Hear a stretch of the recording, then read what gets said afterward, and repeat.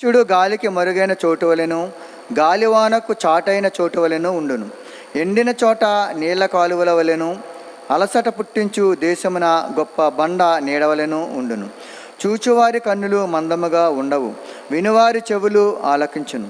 చంచలుల మనసు జ్ఞానము గ్రహించును, నత్తివారి నాలుక స్పష్టముగా మాట్లాడును. మూఢుడు ఇక గనుడని ఎంచబడడు, కపటి ఉదారుడనబడడు. మూఢులు మూఢవాక్యములు పలుకుదురు, భక్తిహీనముగా నడుచుకొందురు.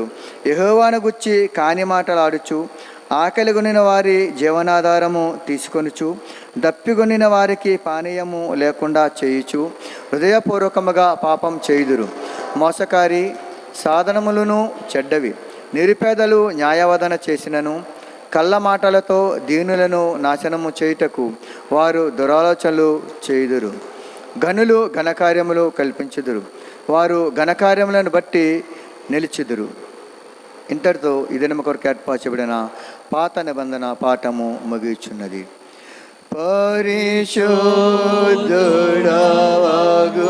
దేవా, పావన శాంతుడ దేవా,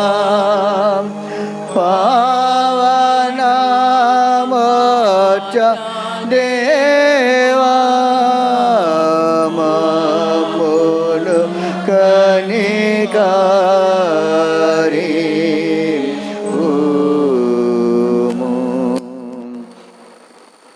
ఈ దినం వరకు ఏర్పరచబడిన పత్రిక పాఠము అపోస్తుడైన పౌలు రోమిలకు రాసిన పత్రిక 13వ అధ్యాయము 1 నుండి 7వ వచనం వరకు ఈ విధంగా రాయబడి ఉన్నది. ప్రతివాడును పై అధికారులకు లోబడి ఉండవలెను, ఎలయనగా దేవుని వలన కలిగినది తప్ప మరి ఏ అధికారమును లేదు. ఉన్న అధికారములు దేవుని వలననే నియమింపబడి ఉన్నవి. కాబట్టి అధికారమును ఎదిరించేవాడు దేవుని నియమమును ఇచ్చుచున్నాడు.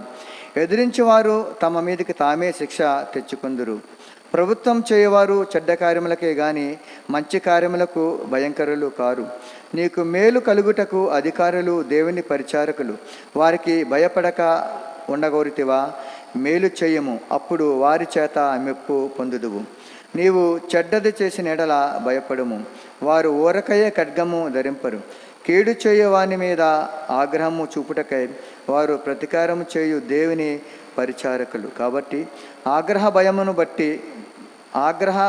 బట్టి మాత్రము కాక మనస్సాక్షిని బట్టి లోబడి ఉండుట ఆవశ్యకము. ఏలైనగా వారు దేవుని సేవకులై ఉండి ఎల్లప్పుడూ మీ సేవయందే పని కలిగి ఇందురు. ఇందుకే కదా మీరు పన్ను కూడా చెల్లించుచున్నారు.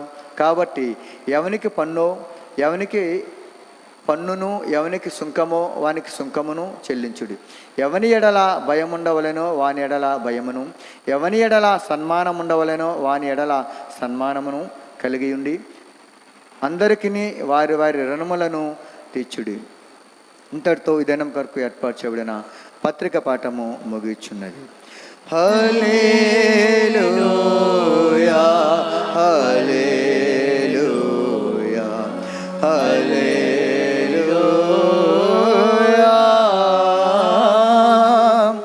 ఈ దినం కొరకు ఏర్పాటు చేయబడిన సువార్త పాఠము మార్కు రాసిన సువార్త 12వ అధ్యాయము 41వ వచనం నుండి 44వ వచనం వరకు. ఓ ప్రభువా, నీకు మహిమ కలుగును గాక. ఈ దినం కొరకు ఏర్పరచబడిన సువార్త పాఠము మార్కు రాసిన సువార్త 12వ అధ్యాయము 41వ వచనం నుండి 44వ వచనం వరకు ఈ విధంగా రాయబడి ఉన్నది. ఆయన కానుక పెట్టెదుట కూర్చుండి జనసమూహము ఆ కానుక పెట్టెలో డబ్బులు వేట చూచుచుండెను. ధనవంతులైన వారు అనేకులు అందులో విశేషముగా సొమ్ము వేయుచుండిరి. ఒక బేద విధవరాలు వచ్చి 2 కాసులు వేయగా ఆయన తన శిష్యులను పిలిచి, కానుక పెట్టెలో డబ్బులు వేసిన వారందరికంటే ఈ బేద విధవరాలు ఎక్కువ వేసినని మీతో నిశ్చయముగా చెప్పుచున్నాను. వారందరూ తమకు కలిగిన సమృద్ధిలో నుండి వేసిరి గాని ఈమె తన నేమిలో తమకు కలిగినదంతయు అనగా తన జీవనమంతయు వేసినని చెప్పెను. ఇంతటితో ఈ దినం కొరకు ఏర్పాటు చేయబడిన సువార్త పాఠము ముగిచున్నది. ఓ క్రీస్తు నీకు స్తోత్రము కలుగును గాక. ప్రవక్తల ద్వారా మాట్లాడిన వాడును జీవమునకు దాతయు ప్రభువునగు పరిశుద్ధాత్మను నమ్ముచున్నాను. మరియు పరిశుద్ధమైన క్రైస్తవ అపోస్తలుల ఏక సంఘమును నమ్ముచున్నాను. పాప పరిహారమునకైనా ఒకే బాప్తిస్మమును ఒప్పుకొనుచు మృతుల పునరుద్ధానము కొరకును రాబోవు లోక సంబంధమగు బ్రతుకు కొరకును నిరీక్షించుచున్నాను. ఆత్మా నడుపు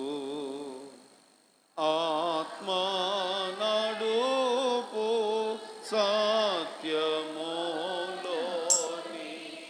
ఇప్పుడే. ఆత్మా నడుపు ఆత్మాని సాయంబు అధికంబుగా నిచ్చి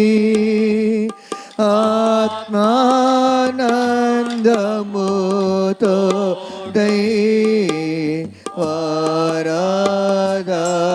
వారాధనమునా నడుపు నడుపు సత్యములో నీకిప్పుడే.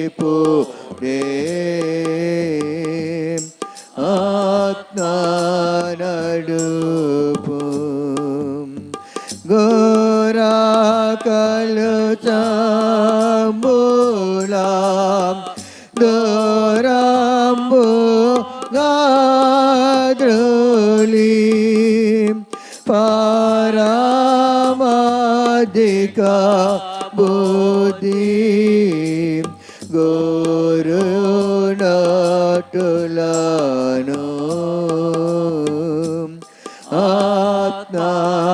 నడుపు నడుపు సత్యములో నీకిప్పుడే. ఆత్మా నడుపు అందతంబు వలన మందమై యుండుమా డెందంబు లేలాని యందు వెలుగుటకు ఆత్మా నడుపు నడుపు సత్యములో నీకిప్పుడే. నడుపు నిర్మల హృదయంబు నిరతంబు వాకిచి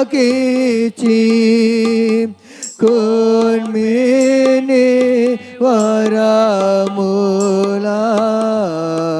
గుచ్చి దీవించి ఆత్మా నడుపు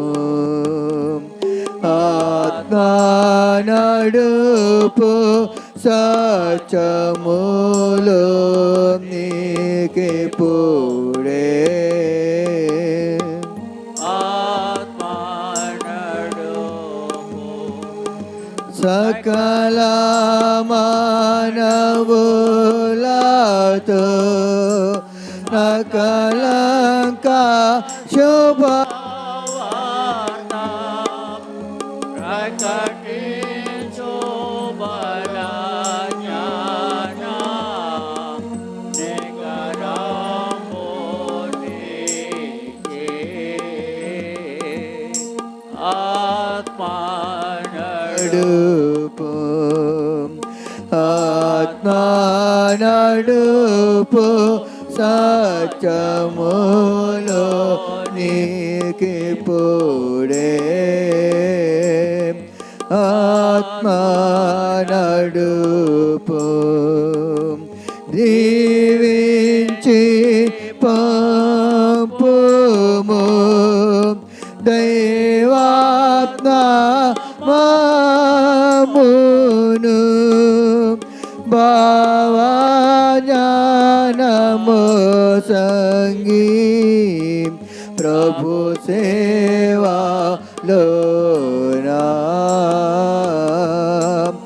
ఆత్మా నడుపు ఆత్మా నడుపు సత్యములో నీకిప్పుడే ఆత్మా నడుపు.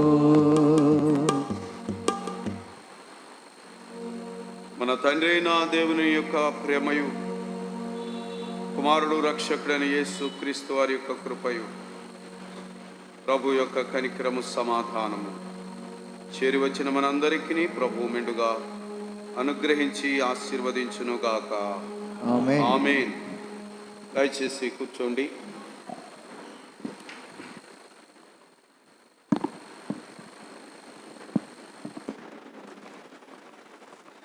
త్రిత్వములోని 23వ ఆదివారము కొరకు ప్రభు మనకు అనుగ్రహించిన లేఖన భాగములలో నుండి ధ్యానాంశముగా పరిశుద్ధాత్మదేవుడు పౌలు భక్తుని ద్వారా మనకు తెలియపరిచినటువంటి వాక్య భాగము రోమీలకు రాసిన పత్రిక 13వ అధ్యాయము. రోమీలకు రాసిన పత్రిక 13వ అధ్యాయము మొదటి 2 వచనాలను చదువుకుని ధ్యానం చేసుకుందాం.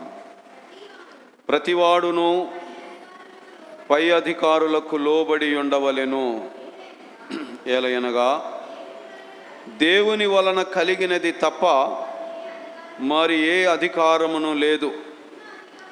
ఉన్న అధికారములు దేవుని వలననే నియమింపబడి ఉన్నవి. కాబట్టి అధికారమును ఎదిరించువాడు దేవుని నియమమును ఎదిరించుచున్నాడు. ఎదిరించువారు తమ మీదికి తామే శిక్ష తెచ్చుకొందురు. చిన్న ప్రార్థన చేసుకుందాం.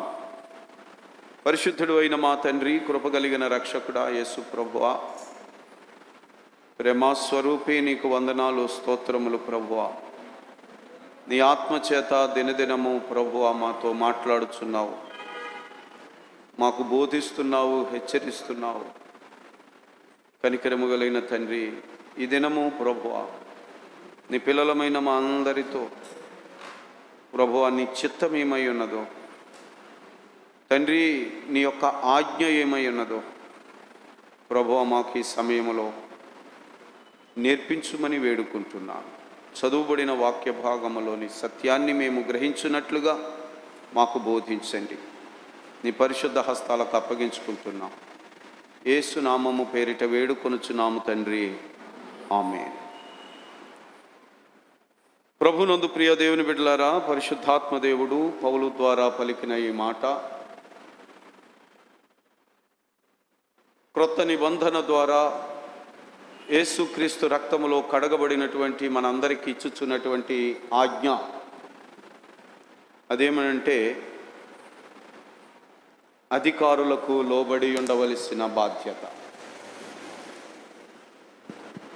క్రీస్తు రక్తములో కడగబడిన మనము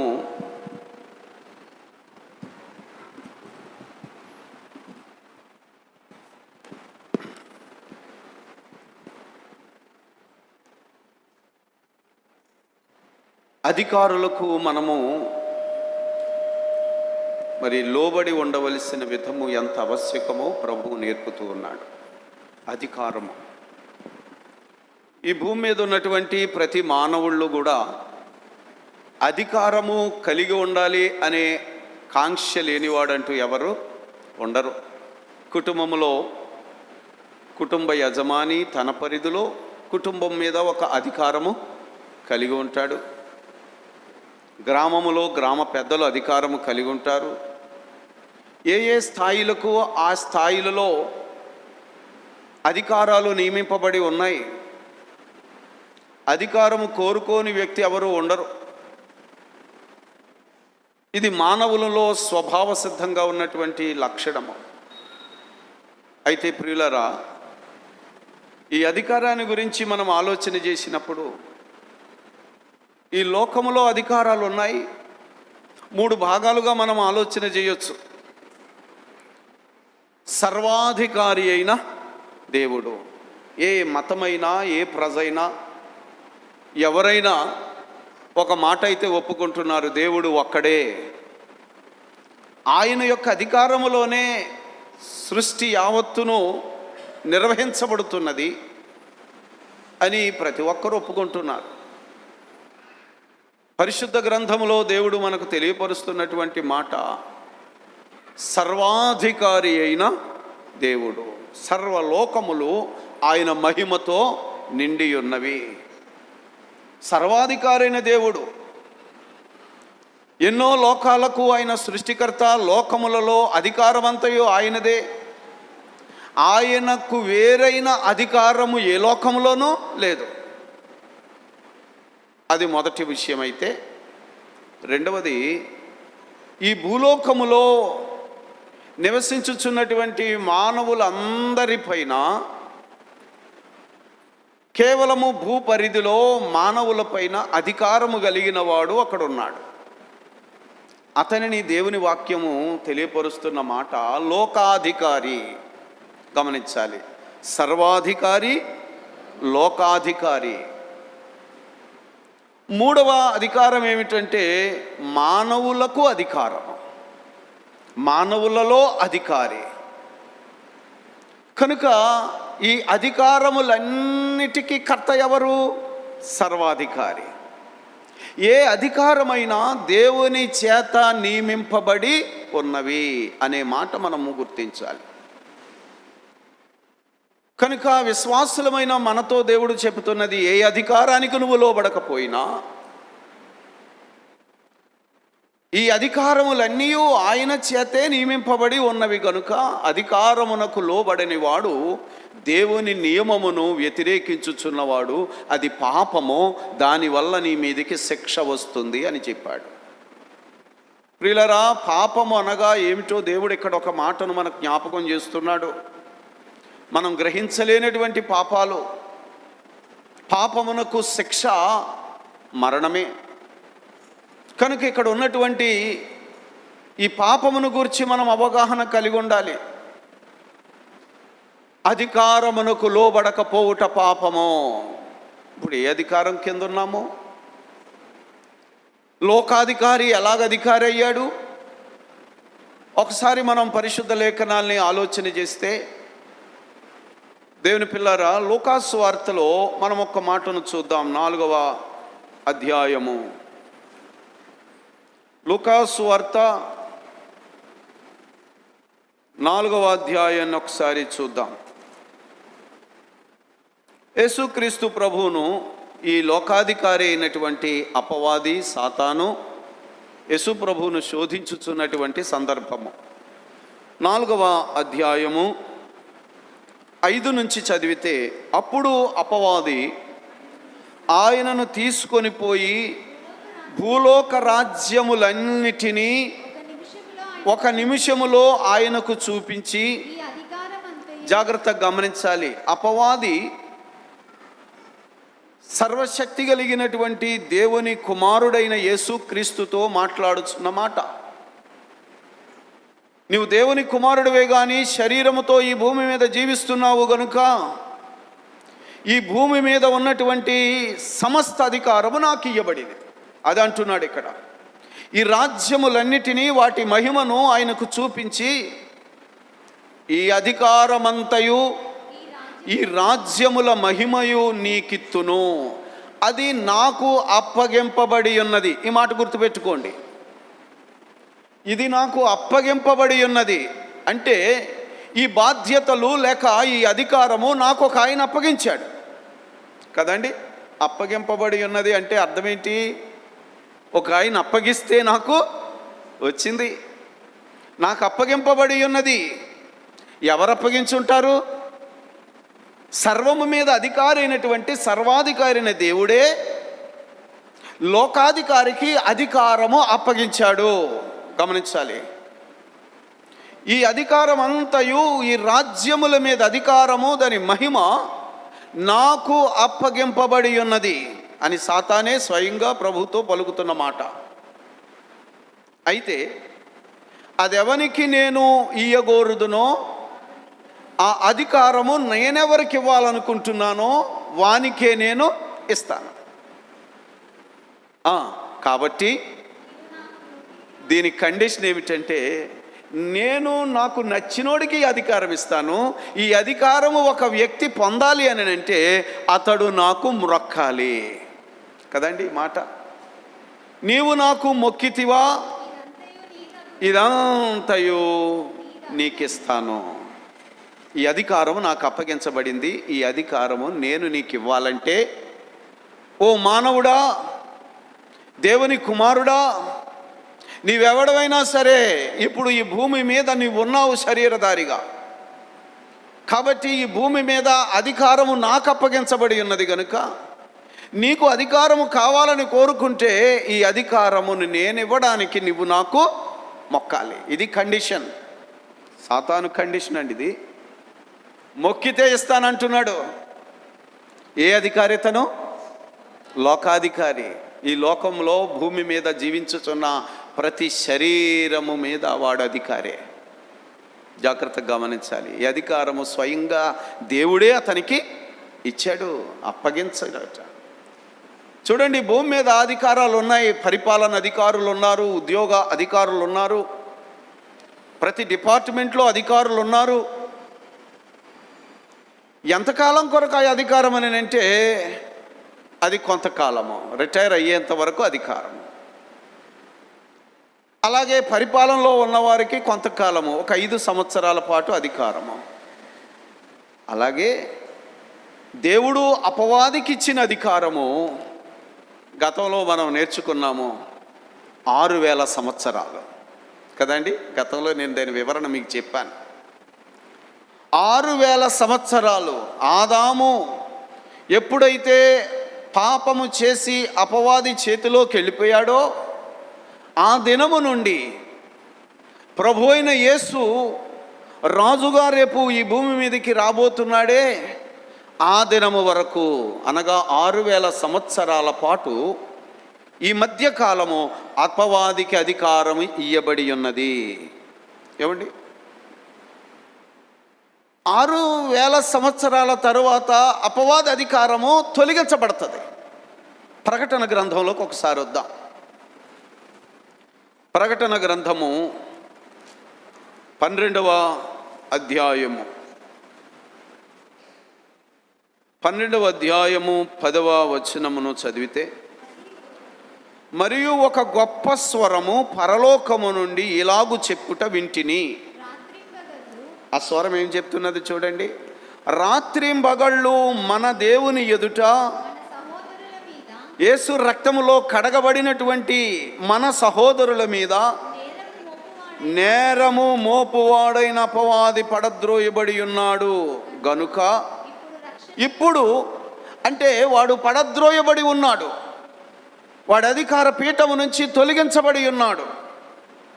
ఇప్పుడు రక్షణయు శక్తియు రాజ్యమును మన దేవుని వాయెను. ఇప్పుడు అధికారము ఆయన క్రీస్తుదాయెను. గమనించాలి, ఈ లోకము మీద అధికారము ఈ 6000 సంవత్సరాలు గతించిన తరువాత అధికారములో నుండి అపవాది తొలగించబడతాడు.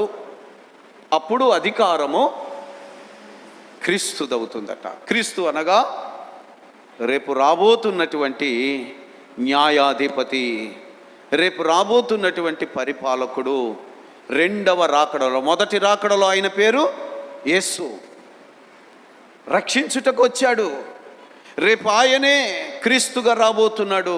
రెండవ రాకడలో ఆయన పేరు క్రీస్తు. ఆయన రాజ్య పరిపాలన చేయడానికి వస్తాడు. ఆయన రాజ్య పరిపాలన స్వీకరించే ముందు అపవాది యొక్క అధికారము తొలగించబడుతుంది. ఇది ప్రభువు చెప్పిన వాక్యం, గమనించాలి. మరి ఇప్పుడైతే ప్రజెంట్ మనం ఎవరి అధికారంలో ఉన్నాం చెప్పండి? చెప్పండి. వాక్య ప్రకారంగా, లేఖనాల ప్రకారంగా సర్వలోకము, ఈ భూలోకమంతటిని వాడికే అధికారం ఉన్నది. అందుకే ప్రభువే, యేసుక్రీస్తు ప్రభువే స్వయంగా పలికిన మాట ఈ అపవాదిని గురించి అన్నాడు, ఈ లోకాధికారి బయటకు త్రోసివేయబడతాడు అని ప్రభువైన యేసే చెప్పారు. జాగ్రత్తగా ఆలోచన చేయాలి. కాబట్టి ప్రియులారా, ఇప్పుడు మనకు అధికారం కావాలంటే మనం ఎక్కడికి వెళ్ళాలి చెప్పండి? జాగ్రత్తగా గమనించాలి. ఆడికి మొక్కాలంట. ఓకే, ఇదే సమయంలో పరిశుద్ధ లేఖనాల్ని మళ్ళీ మనం పరిశీలన చేస్తే, దేవుని కుమారుడైన యేసుక్రీస్తు ప్రభు ఈ లోకానికి వచ్చారు. మరి వాడు మొక్కమంటే యేసు మొక్కాడా? ఏమన్నాడు? నీ ప్రభు అయిన దేవునికి తప్ప దేనికిని మొక్కవద్దని దేవుని వాక్యము చెప్పింది కదా, నీకు తెలీదా అన్నాడు యేసయ్య. అర్థమైందండి మాట? ఒక అధికారము కావాలన్నా, పవర్ కావాలన్నా, నీ పోషణ కావాలన్నా, అమ్మా నీకు ఒక మంచి స్థానము కావాలన్నా, ఈ లోకములో ఏది కావాలన్నా అధికారం అపవాదికి ఉన్నది. వాడికి మొక్కితే వాడిస్తాడట. మరి యేసు మొక్కలేదు. నీ ప్రభు అయిన దేవునికే మొక్కాలని నీకు తెలీదా? లేఖనాలు చదవలేదా అన్నట్టుగా ప్రభు మాట్లాడారు. మరి యేసు అధికారం కావాలంటే యేసు ఎక్కడికి వెళ్ళాలి చెప్పండి? మొక్కలేదు కదా. మరి యేసు అధికారం గలవాడా కాదా? జాగ్రత్తగా ఆలోచన చేయండి. మత్తయి సువార్త 9వ అధ్యాయంలోకి ఒకసారి వద్దాం.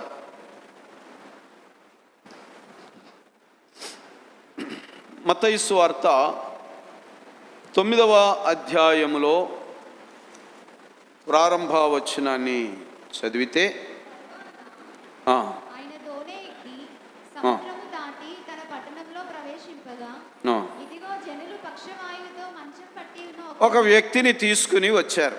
యేసు వారి విశ్వాసం చూచి, ఓకే, కుమారుడా ధైర్యముగా ఉండుము, నీ పాపములు క్షమింపబడి ఉన్నవని పక్షవాయువు గల వానితో చెప్పెను. 6వ వచనం చదువమ్మా. అయినను పాపములు క్షమించుటకు భూమి మీద మనుష్య కుమారునికి అధికారము కలదు అని మీరు తెలుసుకొనవలెనని చెప్పి, ఆ సంగతి మీకు అర్థం కావాలా? భూమి మీద మనుష్య కుమారునికి ఏ అధికారం ఉందండి? పాపములు క్షమించుటకు. ఇప్పుడు అధికారము ఉన్నది అని చెప్తున్న అపవాదికి అధికారం ఉన్నదా చెప్పండి? అపవాదికి పాపములు క్షమించే అధికారము లేదు, కానీ పాపములోనికి తీసుకెళ్లే అధికారము ఉంది. యేసుక్రీస్తు ప్రభువుల వారు మరొక మాటను మనం చదువుకుందాం ఒకసారి. లూకా సువార్తలోనే 9వ అధ్యాయం, లూకా సువార్త 9వ అధ్యాయం మొదటి వచనం. ఆయన తన 12 మంది శిష్యులను పిలిచి సమస్తమైన దయ్యముల మీద, దయ్యముల శక్తి మీద, శక్తిని, అధికారమును, రోగములు స్వస్థపరచు. చూడండి ఆ మాట, దయ్యముల మీద శక్తిని, దయ్యముల మీద అధికారమును, రోగములను స్వస్థపరిచేటువంటి ఆ వరము వారికి అనుగ్రహించి. ఒకసారి ఆలోచన చేద్దాం. యేసు ప్రభు అట, యేసు కలిగి ఉన్న అధికారం ఏంటో మనకు అర్థమైంది. యేసు ప్రభు తన శిష్యులైనటువంటి వారికి కూడా అధికారాన్ని ఇచ్చాడు. దేని మీద అధికారం అట? రోగములను స్వస్థపరచాలన్న అధికారము. దయ్యముల మీద. అయ్యో, అసలు ఈ లోకంలోనే అధికారం ఎవరు అని అంటే దెయ్యాలకే దెయ్యం కదా. అపవాదికి అధికారం ఇవ్వబడింది కదా. ఇప్పుడు అపవాది కింద ఉన్నటువంటి ఈ అపవాది అధికారము మీద, సమస్తము మీద యేసే అధికారం ఇచ్చాడట శిష్యులకి. ఒకసారి ఆలోచన చేయండి ఈ మాట. ఇప్పుడు అధికారం ఎవరెవరి దగ్గర ఉన్నట్టు? ఇటు అపవాది దగ్గర అధికారం ఉంది. అపవాది అధికారము మీద తన ప్రియులైన పిల్లలకు అధికారం ఇవ్వడానికి యేసుకు అధికారము ఉంది. అర్థమైందా? ఈ సత్యాలు చాలా జాగ్రత్తగా గమనించాలి. ఇప్పుడు ఎవరు అధికారో నీకు తెలిసిపోవాలా. వాళ్ళందరికీ అధికారం ఇచ్చాడట. మళ్ళీ ఒక పేజీ ఇవతలకి వేద్దాం. లూకాసు సువార్త 10వ అధ్యాయము 19వ వచనంలో ప్రభు అంటున్నమాట, తన శిష్యులైన వారితో అంటున్నాడు, ఇదిగో పాములను తేళ్లను త్రొక్కుటకును. గమనించాలి ఈ మాట. శత్రువు బలమంతటి మీదను మీకు అధికారము అనుగ్రహించి ఉన్నాను, ఏదియు నీకెంత మాత్రమో అన్నిటి మీద నీకు అధికారము నేనిస్తున్నాను అన్నాడు యేసు ప్రభు. ఏమండి, ఒక విషయం అర్థం చేసుకోవాలి మనం. ఇక్కడ అధికారాలు ఇద్దరి దగ్గర ఉన్నాయా లేదా? ఉన్నాయి. దయ్యముల మీద అధికారము యేసు ప్రభు తన శిష్యులకు ఇచ్చాడు. దయ్యానికే అధికారం ఉంది. ఈ లోకాధికారి ఆడంటున్నాడు, నువ్వు నాకు మొక్కితివా, నేను నీకు ఇస్తాను అంటున్నాడు. యేసు ప్రభు ఏమో ఆయన యందు విశ్వాసం కలిగినటువంటి ఆయన యొద్దకు వచ్చిన వారికి అధికారము ఇస్తున్నాడు దయ్యముల మీద. ఏ అధికారి అయితే అధికారిగా కనబడుతున్నాడో వాడి మీదే అధికారము ఇస్తున్నాడు. ప్రియులరా, పవర్ అంటే ఎక్కడి నుంచి వచ్చింది? ఇది మొదటే నేను మీకు చెప్పాను, సర్వాధికారి, లోకాధికారి. ఏమండి, మనం తేలిగ్గా అర్థం అవ్వడానికి మన భారతదేశ వ్యవస్థను ఒకసారి ఆలోచన చేస్తే, భారతదేశంలో కేంద్ర ప్రభుత్వం ఉన్నది, రాష్ట్ర ప్రభుత్వం ఉన్నది. ఉందా లేదా? రాష్ట్ర ప్రభుత్వానికి ఒక అధికారి ఉంటాడు, ముఖ్యమంత్రి. కేంద్ర ప్రభుత్వానికి అధికారి ఉంటాడు, ప్రధానమంత్రి. ప్రధానమంత్రి అధికారము దేశమన్ని రాష్ట్రాల మీద ఉంది కదా. మరి ముఖ్యమంత్రి అధికారము అతడు ఏ రాష్ట్రానికి ముఖ్యమంత్రో ఆ రాష్ట్రానికే చెందిన అధికారం. ఇద్దరు అధికారులే. ఇప్పుడు ప్రధానమంత్రి రాష్ట్రములో అధికారాలు ఇవ్వడానికి ప్రధానమంత్రికి కూడా అధికారము ఉన్నదా లేదా? ఉన్నది. ఎందుకంటే అతడు దేశంలో ఉన్న రాష్ట్రాలన్నిటికీ అధికారి. ఇక్కడున్న ముఖ్యమంత్రికి ఈ రాష్ట్రములో అధికారము ఉన్నది. సర్వాధికారి, మీకు అర్థమై ఉంటుంది, లోకములన్నిటికీ అధికారి. భూలోకము కూడా ఆయన అధికారంలోనే ఉన్నది. లోకాధికారి కేవలము ఈ లోకములో మాత్రమే అధికారి. ఎక్కడ వానికి అధికారం? ఇప్పుడు రెండు అధికారాలు అర్థమైంది కదా. ఈ లోకాధికారేమో నీకేం కావాలన్నా నాకు మొక్కుము అంటున్నాడండి. మొక్కిన ఎడల నేను నీకు ఇస్తాను. ఇవాళ ఇక్కడ అధికారాలు కావాలని చాలామంది ఈ అధికారాల కోసం మొక్కుతున్నారు, వాడిని పూజిస్తున్నారు, వాడికి మొక్కుబళ్ళు చేసుకుంటున్నారు, వాడికి సాష్టాంగ నమస్కారాలు చేస్తున్నారు, అధికారాలు పొందుకుంటున్నారు. చాలామందిలో ఈ ప్రశ్న రావచ్చు, దేవుని పిల్లారా, అదేంటండి ఇక్కడ అధికారాలన్నీ అన్యులకే ఉన్నాయి కదా, అపవాదికి మొక్కుకుంటున్న వారికి అధికారాలు ఉన్నాయి కదా, మరి క్రైస్తవులేంటి అధికారాల్లో లేరు? రహస్యం గమనించాలి. సాతాను దగ్గరికి వెళ్ళి మొక్కుకుంటే వాడు అధికారం ఇస్తానన్నాడట. సర్వాధికారి కూడా అధికారం ఇస్తాడు. 7వ చరణాన్ని మనం చదివితే, కట్టడను నేను వివరించెదను. కట్టడ అంటే ఏంటో తెలుసు కదా. ఇది ఒక కట్టడ, దేవుడు నియమించిన కట్టడ. ఇది కట్టడ అనే విషయాన్ని గమనించాలి. ఆ కట్టడను నేను మీకు వివరిస్తాను అన్నాడు, వివరించేదను.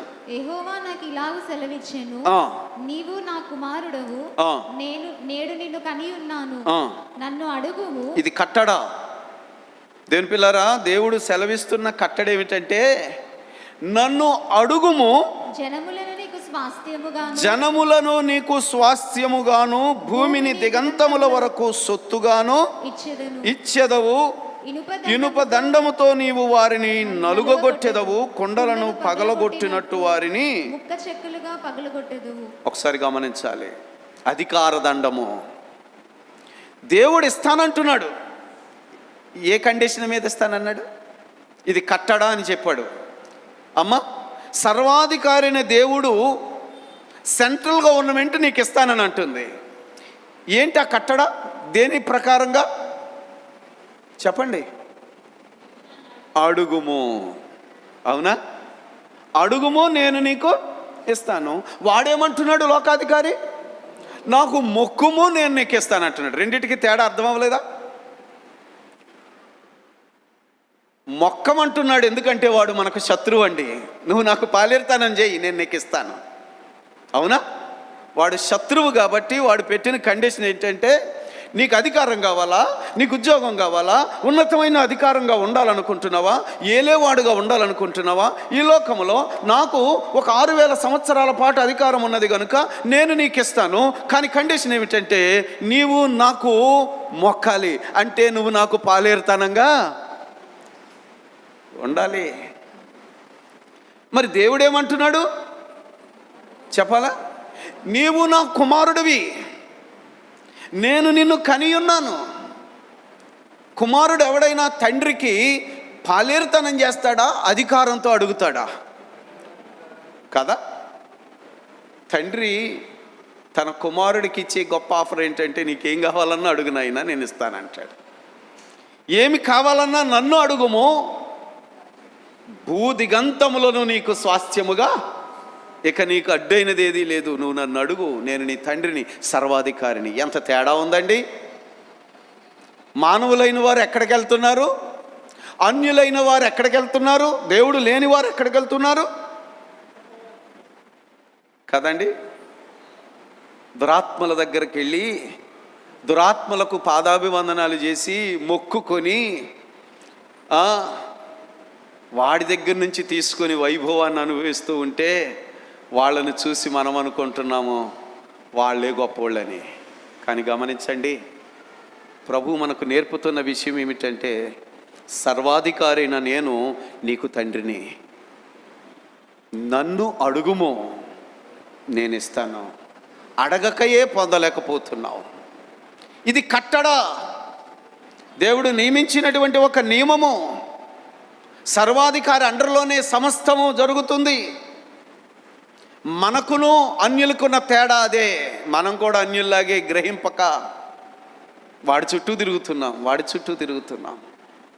దేని పిల్లారా, సర్వాధికారిని దేవుడు మనకి వాగ్దానం ఇచ్చాడు.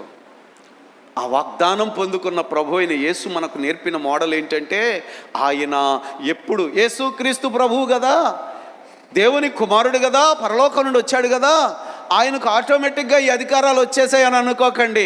కట్టడే. ఏం చేశాడు యేసయ్య? అడిగాడా లేదా? ఎప్పుడెప్పుడు ఏమండి? ప్రతి రాత్రి ఆయన దేవుని సన్నిధిలో మోకాళ్ళుని అడిగారు, అడిగే పొందుకున్నారు. అవునా కదా? యేసు ప్రభు ప్రార్థించారు, ప్రార్థించి అడిగారు, ప్రార్థించి పొందుకున్నారు. పొందుకున్న అధికారము ఎంత గొప్ప అధికారంగా లోకంలో కనబడిందో తెలుసా అండి? దయ్యముల మీద అధికారము, సృష్టి మీద అధికారము. భయంకరమైన తుఫాను సంభవించినప్పుడు, నావ మునిగిపోతున్నప్పుడు, శిష్యులు భయకంపితులైనప్పుడు ఆయన గాలిని గద్దింపగా అది మిక్కిలి నిమ్మళమాయెను. ఈయన ఎవరో? మనుషులకిట్టి అధికారం ఇచ్చిన దేవునిని స్తుతించారట. ఏమిటి ఈయనకి అధికారము? పుట్టుగుడ్డివాని యొక్క కన్నులు తెరిచిన అధికారము. ఎక్కడి నుంచి వచ్చింది ఈయనకి అధికారము? ఆయన బోధిస్తుంటే శాస్త్రుల వలె, పరిసయ్యుల వలె కాదు, అధికారము కలిగిన వాని వలె బోధించాడట. సృష్టి మీద అధికారము, సర్వం మీద అధికారము. దేవుని వాక్యం చెబుతున్న మాట మనందరికీ తెలుసు. 8వ కీర్తనలో, నీ చేతి పనులన్నిటి మీదను వానికి దేవుడిచ్చాడు. ఎవరికి? నువ్వు నా కుమారుడివి, నువ్వు నా కుమారుడివి, నన్ను అడుగుము, నేను నెక్కిస్తాను. ఎంత గొప్ప భాగ్యం అండి ఇది. దేవుని పిల్లారా, దేవుని యొక్క చిత్తము చేయుట ద్వారా, ప్రభువును అడుగుట ద్వారా దేవుని పిల్లలముగా మనకు అధికారం ఇచ్చాడో. ఎందరు ఆయనను అంగీకరించిరో అనగా ఆయన నామమునందు విశ్వాసం ఉంచిన వారికి అందరికీ దేవుని పిల్లలగుటకు, దేవుని పిల్లలుగా మనము పిలువబడ్డాము. మనకు అధికారం ఇవ్వబడింది. శత్రువు బలమంతటి మీద అధికారము, అపవాది క్రియల మీద అధికారము, ఈ లోకము మీద అధికారము, లోకాధికారి మీద అధికారము. మనం గొప్పోళ్ళమా? ఇప్పుడు చెప్పండి, అపవాది గొప్పోడా? మీకు అర్థమైంది అనుకుంటున్నా. ఎవరు గొప్పోళ్ళు? అపవాది గొప్పోడా, దేవుని కుమారుడు గొప్పోడా? యేసు రక్తములో కడగబడినటువంటి మనము, ప్రభువును అంగీకరించి ఆయనను ఆశ్రయించిన మనము అడిగి పొందుకోవడమే. అధికారం ఇవ్వబడింది. మనం ఎవరి దగ్గరికి వెళ్ళి మొక్కాల్సిన పని లేదు. ఆ మొక్కేదేదో పాపం అన్యులు చేస్తున్నారు తెలియక. సర్వాధికారిని దేవునితో సరైనటువంటి సంబంధం లేక వాడు ఏమి చెబితే అది చేస్తున్నాడు. వాడు భయపెడుతున్నాడు, సెంటిమెంట్లు నేర్పుతున్నాడు, భయపెట్టి వాడు లోబరుచుకుంటున్నాడు. వాడికి మొక్కే పొందుకుంటున్నారు. ఏది పొందుకుంటున్నారు అన్యులు. దేని పిల్లారా, మనకు వాళ్ళకి ఎంత తేడా ఉందో గ్రహించాలా. మనము దేవుని పిల్లలము. యేసుక్రీస్తు ఎంతటి అధికారాన్ని ఈ భూమి మీద చూపించాడో అదే అధికారము ఆయన పిల్లలముగా పిలువబడిన మనకును ఇయ్యబడింది. దేవుడు వాగ్దానం ఇచ్చాడు, అడిగి పొందుకోండి అంటున్నాడు. అడుగుడి మీకు ఏదైనా సరే. ఈ భూమి మీద సమస్తము నువ్వు దేనికి కూడా ఎవరి దగ్గర చేతులు చాపవలసిన పని లేదు. ఈ అధికారం దేవుడు మనకిచ్చాడు. గమనించండి, ప్రభువు రేపు రాబోతున్నాడు. ఆయన పరిపాలనలో ఆయన పిల్లలు రేపు అధికారులుగా ఉండబోతున్నారు. శాశ్వతమైన అధికారము ప్రభు మనకిస్తున్నాడు. ఈ భూమి మీద అధికారం ఇస్తున్నాడు. కాబట్టి మనం చేయవలసింది ఏంటంటే, దేవుని పిల్లలుగా మొదట మనము ఆయన కుటుంబంలోకి వెళదాం, ఆయనను అడుగుదాం, ఆయన చిత్తమును చేద్దాం. ఆయన చిత్తము చేయుట అనగా నీతిని జరిగించుటయే నీతిమంతుడు. నీతిమంతుని ప్రార్థన బహు బలమైనది, శక్తి కలిగిన వాడు. దినవృత్తాంతాల గ్రంథం, మొదటి దినవృత్తాంతాల గ్రంథం 22వ అధ్యాయంలో ఒకసారి ఒక మాటను మనము చూద్దాం. మొదటి దినవృత్తాంతాల గ్రంథం 22వ అధ్యాయము. ఇది దావీదు కుమారుడైన సొలొమోనును గూర్చి దేవుడు పలికినటువంటి మాట. ఇక్కడ ఒక మాటను ఆలోచన చేద్దాము. 9వ వచనంలో నుంచి చదివితే మనకు అర్థం అవుతుంది. నీకు పుట్టబోవు ఒక కుమారుడు సమాధానకర్తగా ఉండును, అతని శత్రువులందరికీ అందరినీ నేను తోలివేసి అతనికి సమాధానము కలుగచేతును. అందువలన అతనికి సొలొమోను అని పేరు పెట్టబడును. అందువలన అతనికి సొలొమోను అని పేరు పెట్టబడును. ఓకే, ఈ మాటలు సొలొమోనును గురించి చెప్తున్న మాటలు. అతని గురించి ఏమంటున్నాడంటే, కొంచెం ముందుకు వెళ్ళిపోదాం. ఇప్పుడు అంటాడు 12వ వచనంలో చదువుదాం. నీ దేవుడైన యెహోవా ధర్మశాస్త్రమును నీవు అనుసరించినట్లుగా. సొలొమోనును గూర్చి చెబుతున్న మాట ఇది. నీ దేవుడైన యెహోవా యొక్క ధర్మశాస్త్రమును, ఆయన చట్టమును, ఆయన నీతిని నీవు అనుసరించునట్లుగా యెహోవా నీకు వివేకమును తెలివిని అనుగ్రహించి ఇశ్రాయేలీయుల మీద నీకు అధికారము దయచేయును గాక అన్నాడు. ఒకసారి ఆలోచన చేద్దాం. అమ్మా, దేవుడు సొలొమోనుకు అధికారం ఇచ్చాడట. దేనిని బట్టిస్తున్నాడు అధికారము? అతడు తెలివి కలిగి వివేకము కలిగి ఈ అధికారమును వినియోగిస్తూ దేవుని ప్రజలైనటువంటి ఇశ్రాయేలు అందరికీ క్షేమకరమైన పరిపాలన ఇవ్వడానికి దేవుడు అతనికి ఏమేమి ఇచ్చాడట? అధికారం ఇచ్చాడు. అర్థమైందా లేదండి? అధికారం యొక్క అవసరత ఏంటి? అధికారం ఎందుకు ఇచ్చాడు సొలొమోనుకు దేవుడు? నీవు ధర్మశాస్త్ర ప్రకారముగా, దేవుని యొక్క నీతి ప్రకారముగా పరిశుద్ధమైన పరిపాలన చేయడానికి, నా ప్రజలైన ఇశ్రాయేలీయులను జ్ఞానయుక్తముగా, తెలివిగా, వివేకముగా నీవు వారిని పరిపాలన చేయడానికి ఇదిగో నీకు అధికారము ఇస్తాను అన్నాడు. ఇప్పుడు అర్థం చేసుకోండి, ఇవాళ లోకంలో ఉన్న అధికారాలకి దైవ దేవుడిచ్చే అధికారానికి ఎంత తేడా ఉంటుందో. లోకంలో ఉన్న అధికారము దేనిని బట్టి వచ్చింది? దేనిని బట్టి సంపాదిస్తున్నారు? మొక్కుకొని సంపాదిస్తున్నారు. మొక్కుకునే సంపాదిస్తున్నారు. ఏ భేదం లేదు, లోకమంతా ఇదే తీరండి. ఎవరో 100కి 1 సొలొమోను లాంటి వాళ్ళు ఉంటారు. ప్రభువా అని ప్రార్థించి, నీ జనులైన ఇశ్రాయేలును పరిపాలన చేయటానికి బాలుడనైన నేను, నాకు జ్ఞానము లేదు గనుక నాకు జ్ఞానము దయచేయుము అని అడిగాడు. ప్రార్థించి పొందుకున్న జ్ఞానము, ప్రార్థించి పొందుకున్న అధికారము. అర్థమైందా? ఈ అధికారానికి లోకస్తు లేక మొక్కుకుంటే దొరికే అధికారానికి ఎంత తేడా ఉంది? ఈ అధికారంలో అంతా అవినీతే, ఈ అధికారంలో అంతా క్రోధమే, ఈ అధికారంలో అంతా దుష్టత్వమే, అపవాది ఆలోచనల ప్రకారంగా కుట్రలతో జరుగుతున్నదే ప్రపంచంలో ఉన్న ఈ అధికారమైన. మరి దేవుని పిల్లలకు దేవుడిచ్చే అధికారము, అది నీ కుటుంబం మీదైనా, నీవు చేయుచున్న ఉద్యోగంలోనైనా, ఎక్కడైనా దేవుడు నీకు ఇచ్చే అధికారము దేని కొరకట? నీతివంతమైన పరిపాలన కొరకు. అవునా? దేవుని యొక్క జ్ఞానము చేత నువ్వు నడిపింపబడే పరిపాలన కొరకు దేవుడు అంటున్నాడు, నేను నీకు అధికారం ఇస్తాను, నన్ను అడుగుము. ధర్మశాస్త్ర ప్రకారంగా నీతి యావత్తు జరిగించినట్లుగా నన్ను అడుగుము, నేను నీకు బలం ఇస్తాను, నీకు వివేకం ఇస్తాను. ప్రియులారా, మొక్కుకుంటున్న వారు, మొక్కుకొని పొందుకున్నోళ్ళు మనకంటే గొప్పోళ్ళుగా కనబడుతున్నారు లోకంలో. మోసపోవద్దు, అది పెద్ద కుట్ర. ఈ మాట మీరు ఒకసారి ఆలోచన చేయండి, అర్థం చేసుకోవాలి. మొక్కుకొని పొందుకుంటున్న వారి విషయంలో అపవాది వాళ్ళకి ఎందుకు ఎత్తున్నాడంటే ఒక కుట్ర దాగి ఉంది అందులో. ఎన్నో మీరు ఆలోచన చేయొచ్చు. నేను చిన్న ఉదాహరణ చెప్తాను. రీసెంట్గా ఈ మధ్యకాలంలో జరిగినటువంటి ఒక సంఘటన. మా గ్రామంలో ఒక వ్యక్తి ఉన్నాడు, నాకంటే 3 సంవత్సరాలు చిన్నోడు, దరిదాపు మాతోటి వాడే, కానీ అగ్రకులస్తుడు. వాళ్ళ తల్లిదండ్రుల నుంచి సంక్రమించింది మహా అనుకుంటే కొద్దిపాటి పొలము, ఒక అరెకరం చేను, ఒక అరెకరం కొబ్బరి తోట ఉంది. సరే, పోషింపబడుతున్నారు.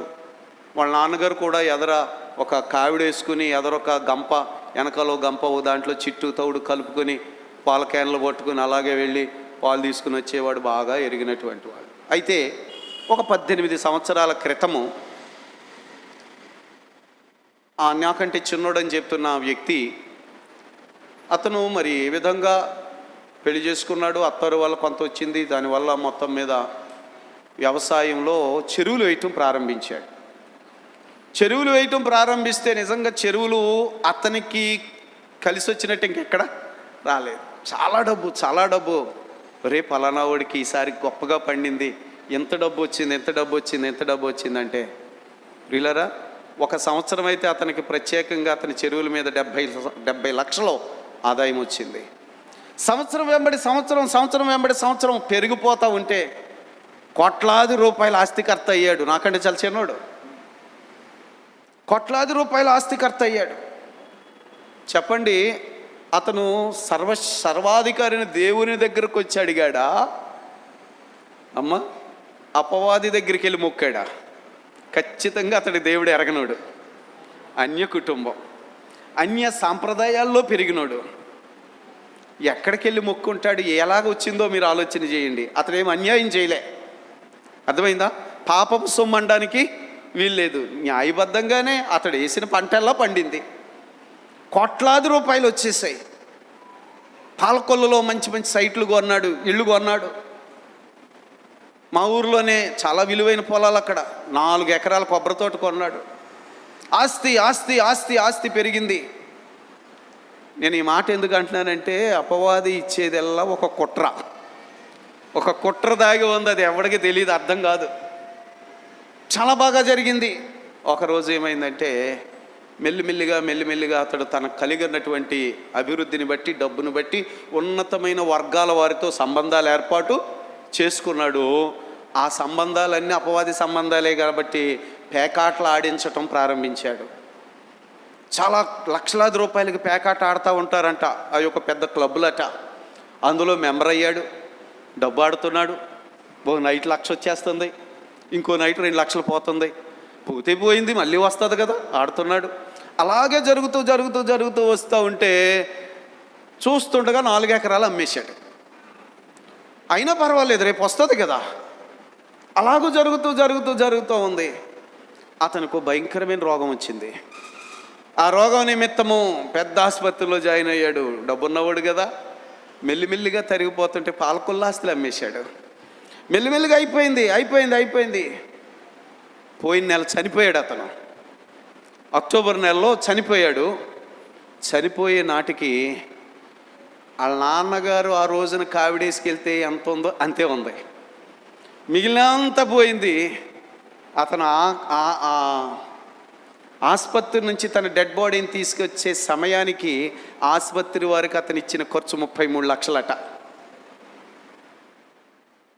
ఇప్పుడు చెప్పండి, అతను చనిపోయాడు. ప్రభువులో చనిపోయాడా, అపవాదిలో చనిపోయాడా? పరలోకానికి వెళ్తాడా, నరకానికి వెళ్తాడా? మళ్ళీ ఎప్పుడూ దేవుని దగ్గరికి వెళ్ళకుండా పెద్ద ఉచ్చులో పడిపోయాడు. డబ్బు కదండి, అధికారము, దర్పము, జీవపు డంపము. జాగ్రత్తగా గమనించాలి. ఇది పెద్ద ఉచ్చు. లోకమంతా చాలా మట్టుకు ఆ ఉచ్చులోనే ఉన్నారు. అపవాది దగ్గరికి వెళ్ళి, అబ్బా నాకు బాగా కలిసి వచ్చింది, దేవుడు మమ్మల్ని దీవించేశాడు, మా దేవత మమ్మల్ని దీవించేసింది, మా దేవతకు మొక్కుకున్నాం, మాకెంత వచ్చింది. అపవాది ఉచ్చులో పడి అజ్ఞానము చేత అనేక మంది నరకానికి వెళ్ళిపోతున్నారు. మనం ధన్యులమండి. డబ్బు ముఖ్యం కాదు, అధికారం ముఖ్యం కాదు. ఏది కావాలో అడుగు, నేను నీకు ఇస్తానన్న తండ్రి ఉన్నాడు. ఆయన వాగ్దానం చేసిన పరలోకము మన కొరకు సిద్ధపరచబడింది. ఎవరు ధన్యులండి? సరే ఆలోచన చేయండి. అధికారము, ఏదైనా నీకు ఇవ్వగలిగిన అధికారము మన తండ్రి అయిన దేవునికే ఉన్నది. మనం ఆయన పిల్లలము. దయచేసి ఈ లోకస్తుల వైపు చేతులు చాపొద్దు. అది తండ్రికి అవమానము. అయ్యా నాకు అప్పు ఇవ్వని దయచేయండి, ఏమైనా ఈ అవసరంలో నాకు ఇవ్వండి, ఎవరి దగ్గరికి వెళ్ళొద్దండి. ఇది తండ్రికి అవమానము. ప్రభు అన్నాడు, నన్ను అడుగుము, నీకేం కావాలన్నా. ఆరోగ్యం కావాలా, అధికారం కావాలా, ఉన్నత స్థానం కావాలా, నన్ను అడుగుము. ఇదంతా నేను నీకెందుకు ఇస్తానంటే విచ్చలవిడిగా వ్యర్థం చేస్తావని కాదు, ధర్మశాస్త్ర ప్రకారముగా నీతిని జరిగించుచు నీతివంతమైన పరిపాలన చేస్తావని. అర్థమైందా? ఇప్పుడు సొలొమోనుకు దేవుడు ఎందుకు ఇచ్చాడో మనకు అర్థమైంది కదా. అడిగి పొందుకున్నాడు సొలొమోను. అడిగిన వాటికంటే, తను ఊహించిన దానికంటే ఎక్కువే ఇచ్చేశాడు దేవుడు. అధికారం ఇచ్చాడు.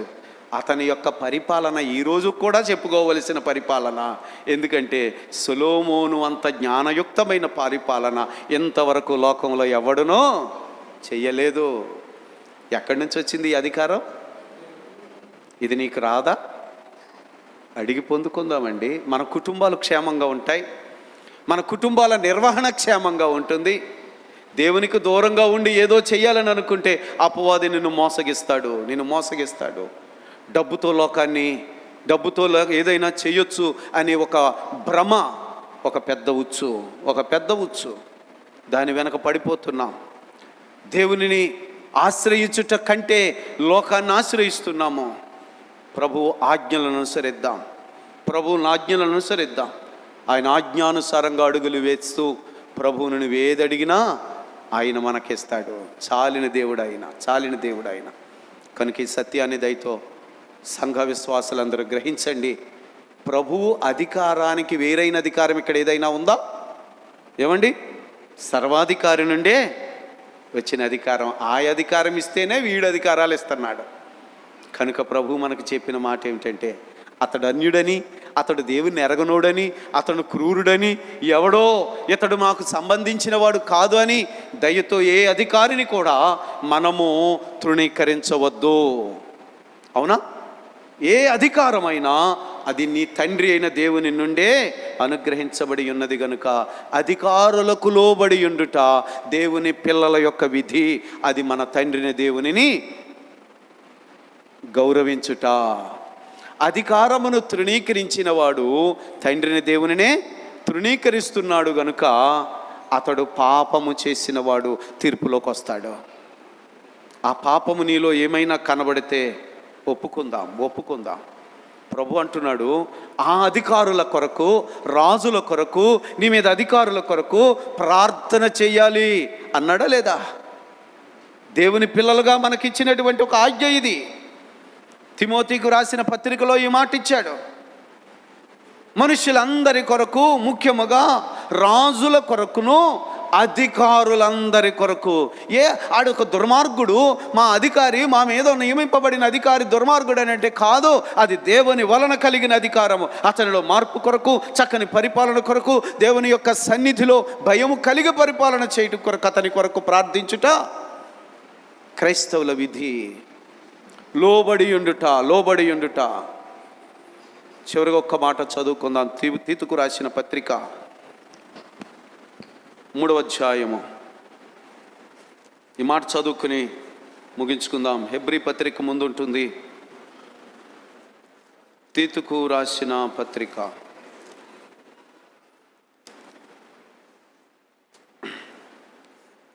3వ అధ్యాయం 1వ వచనం. అధిపతులకును అధికారులకును లోబడి విధేయులుగా ఉండవలెననియు, ప్రతి సత్కార్యము చేయుటకు సిద్ధపడి ఉండవలెననియు, మనుషులందరి ఎడల సంపూర్ణమైన సాత్వికమును కనుపరచుచు, ఎవరిని దూషింపక జగడమాడని వారును శాంతులనై ఉండవలెననియు వారికి జ్ఞాపకం చేయుము. ఓకే కదండి, ఈ మాటలు మీకు అర్థమయ్యాయి కదా? ఎవరిని దూషింపక, దేవుని చేత నియమింపబడిన నియామకమే అధికారము. నీ అధికారి ఒకవేళ కఠినుడై ఉండొచ్చు, నీ అధికారి ఒకవేళ నీ మీద వ్యర్థమైనటువంటి ప్రేలాపన పేలు ఉండొచ్చు, అయినను దేవుని వాక్యమునకు నువ్వు విధేయుడవవు. లోకానికి కనపడాలని కాదు, ప్రభువు మాటకు లోబడాలి అంతే. ఇది ప్రభువును గౌరవించుట. చిచి అని ఏ అధికారిని అనడానికి క్రైస్తవుడికి అధికారము లేదు. గమనించాలి, చాలా స్పష్టంగా ప్రభువు చెప్పిన మాట. లోబడి ఉండుట దేవుని పిల్లల యొక్క గుణము. నిన్ను హింసించు వారి కొరకు ప్రార్థన చేయుట దేవుని పిల్లల యొక్క గుణము. కనుక చిన్న అధికారైనా పెద్ద అధికారైనా దేవుడు నియమించిన అధికారి అని గ్రహించి, ఈ దినము దేవుడు మనకిచ్చిన ఈ వాక్య భాగము ద్వారా అధికారమునకు లోబడుట, మన తండ్రిని దేవునికి లోబడుట. అధికారిని తృణీకరించుట దేవుని ఆజ్ఞను తృణీకరించుట, దేవుని ఆజ్ఞను అతిక్రమించుట పాపము వలన వచ్చు జీతము మరణము. కనుక మరి వెత్తబడిన ఈ వాక్యాన్ని మీ హృదయాల్లో స్వీకరించి అధికారులను గౌరవిద్దాము. మనము అధికారము కొరకైనా దేని విషయంలోనైనా సర్వశక్తి గల మన తండ్రిని దేవుని పాదాలే పట్టుకుందాము. ఆయనను ఆశ్రయించిన నరులు ధన్యులు. ఆయన మనకు అధికారం ఇస్తున్నాడు. అది శ్రేష్టమైన దీవెనకరమైన అధికారము. అట్టి శ్రేష్టమైనటువంటి భాగ్యముతో మనలను మన కుటుంబ పరిధుల్లోనూ సమాజ పరిధుల్లోనూ దేవుడు మనకు తోడయుండి, మన తలలుగా నిలబెట్టి మనకు తోడయుండి ఆశీర్వదించునుగాక. ఆమేన్.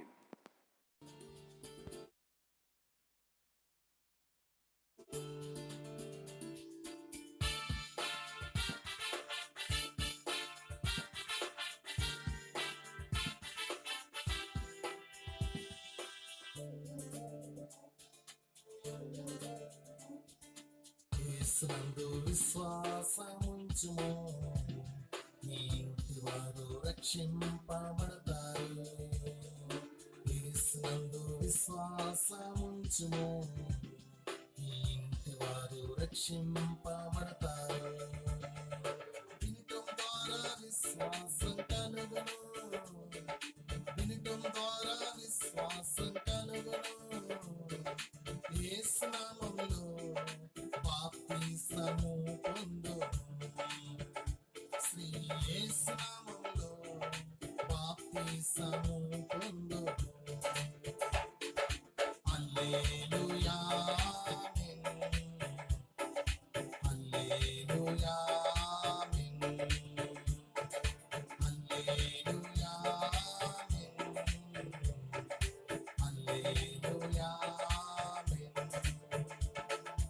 యేసునందు విశ్వాసముంచుము, నీ ఇంటి వారు రక్షింప